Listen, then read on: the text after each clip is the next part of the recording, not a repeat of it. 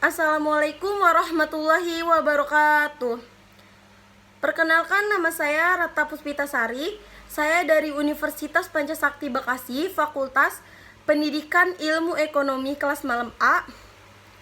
Di video ini saya akan menjawab soal UTS mata kuliah Filsafat Ilmu Pendidikan dengan dosen pengampu Ibu Eka Putri SPD, MPDE. Yang pertama, kita akan membahas tentang arti filsafat dan makna pendidikan. Apa itu filsafat?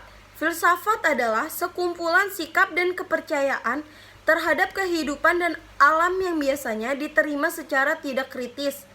Filsafat adalah suatu proses kritik atau pemikiran terhadap kepercayaan dan sikap yang dijunjung tinggi. Selanjutnya kita akan membahas tentang makna pendidikan.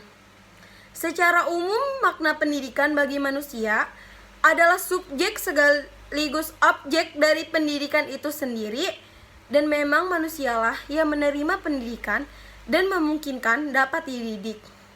Tanpa adanya pendidikan bagi manusia, manusia tidak akan bisa menggunakan pemikiran-pemikiran yang logis, kritis, dan ilmiah untuk kehidupan yang lebih baik. Selanjutnya kita akan membahas tentang sejarah perkembangan filsafat.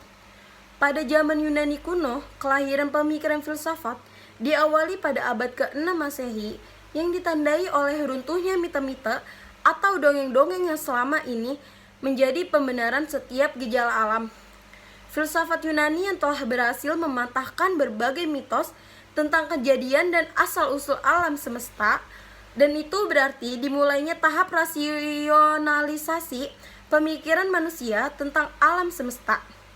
Cara berpikir ini berlangsung sampai abad ke-6, sedangkan sejak abad ke-6 Masehi, orang mulai mencari jawaban rasional tentang asal-usul dan kejadian alam semesta. Selanjutnya kita akan membahas tentang hubungan antara filsafat, manusia, dan pendidikan dalam upaya pengembangan sumber daya manusia. Manusia yang bisa dikatakan jenius, manusia dapat menemukan jalan untuk mengembangkan potensi-potensi mereka dengan baik, yaitu dengan pendidikan. Manusia mulai sadar akan arti pentingnya pendidikan bagi kehidupan mereka.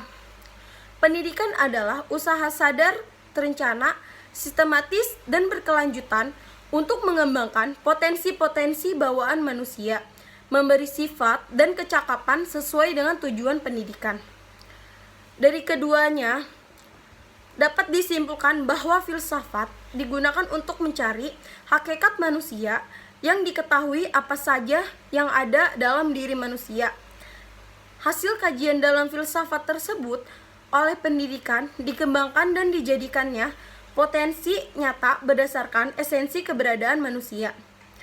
Selanjutnya kita akan membahas tentang hakikat diri dan keberadaan kita sebagai makhluk alamiah dan sosial di lingkungan kita. Yang pertama kita akan membahas tentang makhluk alamiah. Manusia diartikan sebagai makhluk alamiah, yaitu karena manusia tidak bisa lepas dari alam. Manusia membutuhkan alam untuk hidup. Sebagai contohnya, kita memerlukan oksigen yang berasal dari alam untuk bernafas. Kita juga menggunakan ikan, sayur mayur, dan air yang berasal dari alam untuk melangsungkan kebutuhan kehidupan manusia.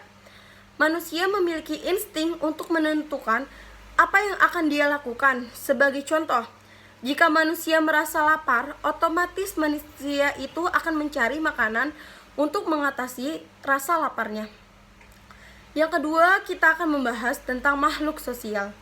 Manusia juga bisa disebut sebagai makhluk sosial, yang artinya manusia memiliki kebutuhan dan kemampuan serta kebiasaan untuk berkomunikasi dan berinteraksi dengan manusia yang lain. Dalam hidup bersama dengan sesamanya bermasyarakat, setiap individu mempunyai kedudukan atau status tertentu, mempunyai dunia dan tujuan hidupnya.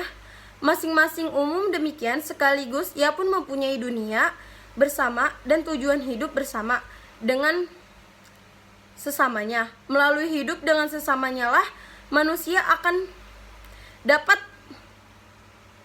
menggutukan ekstitasinya sehubungan dengan ini, Aristoteles menyebut manusia sebagai makhluk sosial dan makhluk bermasyarakat. Sekian jawaban hasil UTS dari saya. Sebelumnya, terima kasih kepada Ibu Eka yang telah memberikan saya kesempatan. Kurang lebihnya mohon maaf. Wassalamualaikum warahmatullahi wabarakatuh.